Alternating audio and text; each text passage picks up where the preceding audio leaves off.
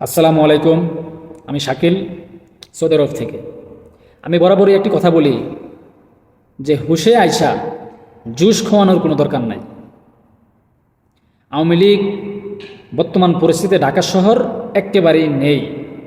কেননা ঢাকা শহরে যে এমপি মন্ত্রীগুলা ছিল তারা কিন্তু এখন বর্তমানে দেশে নেই, দেশ ছাড়া। তো মাঠ পর্যায়ে যে তৃণমূল কর্মীগুলো আসিল তারাও কিন্তু গা ঢাকা দিচ্ছে। কিন্তু আওয়ামী লীগ গ্রামগঞ্জে বিভিন্ন জায়গায় কিন্তু তারা অনেক শক্তিশালী, বিভিন্ন জায়গায় তারা অনেক শক্তিশালী, অনেক প্রভাবশালী। এখনও আমি মনে করি যে আওয়ামী লীগের যে একটা ভয় মানুষের ভিতরে সেটা এখনও রয়ে গেছে। দর্শক, বগুড়ার শিবগঞ্জে পুলিশের কাছ থেকে একজন আওয়ামী লীগের নেতা, নাম হচ্ছে ফারুক হোসেন। ফারুক হোসেন নামক এই আসামিকে হাতকড়া পরা অবস্থায় দলীয় নেতাকর্মীরা ছিনিয়ে নিয়েছে। শুক্রবার সন্ধ্যায় উপজেলার মোকামতলা ইউনিয়নের জাবারিপুর এই চাঞ্চল্যকর ঘটনাটি ঘটেছে। ফারুক মোকামতলা ইউনিয়নের আওয়ামী লীগের সাবেক সাধারণ সম্পাদক। বৈষম্য বিরোধী ছাত্র আন্দোলনের হামলা মামলার আসামি হচ্ছে এই নেতা। এই নেতা হচ্ছে জাবারিপুর গ্রামের আফজল হোসেনের ছেলে। ওসি সাহেব বলছেন, গোপন সংবাদের ভিত্তিতে জাবারিপুর বাজারে ফারুককে গ্রেপ্তার করা হয়েছিল। পুলিশ তাকে হাতকড়া পরানোর সময় স্থানীয় বাসিন্দারা তাকে ছিনিয়ে নিয়ে যান। পরে পাশের বাজার থেকে তার হাতের হাতকড়াটি উদ্ধার করা হয়েছে। ফারুককে আবারও পুনরায় গ্রেফতারের চেষ্টা চলতেছে। পুলিশ বলছে যে তারা নজরদারি করতেছে এবং সে কোথায় যেতে পারে তারা তা অবজার্ভ করতেছে। এর বাইরে পুলিশ কোনো বক্তব্য দিতে রাজি হয়নি। তো চিন্তা করে দেখেন যে গ্রামগঞ্জে এখনও আওয়ামী লীগ কতটুকু শক্তিশালী, যে একজন হাতকড়া পরা অবস্থায় একটা আসামিকে, একজন আওয়ামী লীগ ছিল কিন্তু তাকে পুলিশে অ্যারেস্ট করছে। মানুষ তো এখন বর্তমানে খুশি হয়, আরও ধরে দেয়, মারধর করে।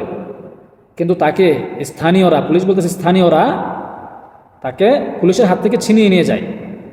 তাহলে সে হয়তো একজন অত্যন্ত ভালো মানুষ, আর নয়তো একজন প্রভাবশালী লোক, অনেক টাকা পয়সার মালিক একজন প্রভাবশালী লোক। তো আওয়ামী লীগের সবাই তো আর খারাপ না। আওয়ামী লীগের মধ্যে তো অনেক ভালো ভালো লোকও আছে, কিন্তু কয়েকজনের জন্য এই আওয়ামী লীগের পুরা দলটারই বদনাম হয়ে যায়। যেমন যে আরেফ রহমান, ওবায়দুল কাদের, এরকম কয়েকজনের জন্যই তো আজকের দিন দলটার এই পরিণতি। কিন্তু আওয়ামী লীগের সবাই তো আর খারাপ না।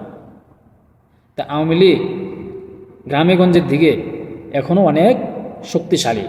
বর্তমান পরিস্থিতিতেও পুলিশের হাত থেকে আসামিকে ছিনিয়ে রাখতে পারে।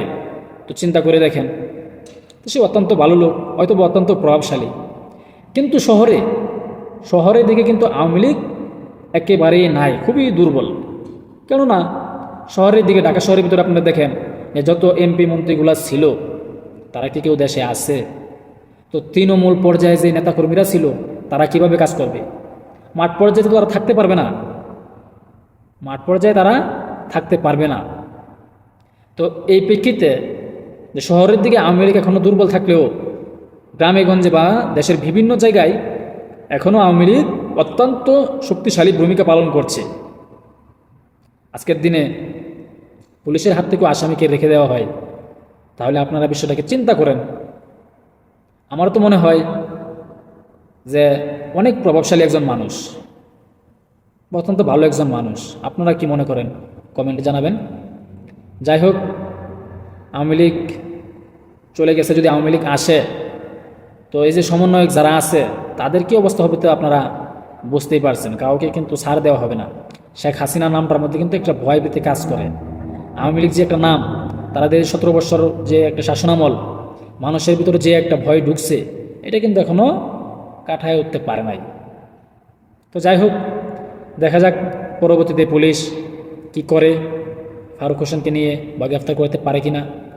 তবে এটা তিনি ভুল করেছেন, স্থানীয়রা তাকে রেখে দিলেও ছিনিয়ে, কিন্তু সে সাময়িকভাবে কিছুদিনের জন্য হয়তো লুকিয়ে থাকবেন, পরে তো তাকে পুলিশ গ্রেফতার করবেই। কিন্তু এতে কিন্তু অপরাধটাও বেড়ে গেল, আরেকটা মামলাও হবে, স্থানীয়দের নামেও হবে, তার নামেও হবে, এবং সাজার পরিমাপটাও কিন্তু আরেকটু বেড়ে গেল। তো যাই হোক, দেখা যাক কী হয়। আসসালামু আলাইকুম।